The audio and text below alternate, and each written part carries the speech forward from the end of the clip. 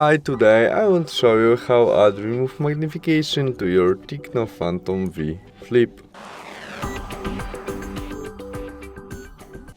To do that, open Settings application, scroll and choose our special function selection where we have accessibility.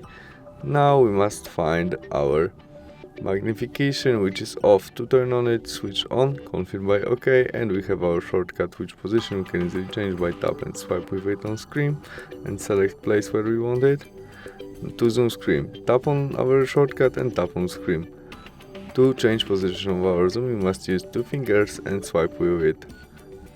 You can also zoom on or zoom out, but when you use only one finger, you can go up and down.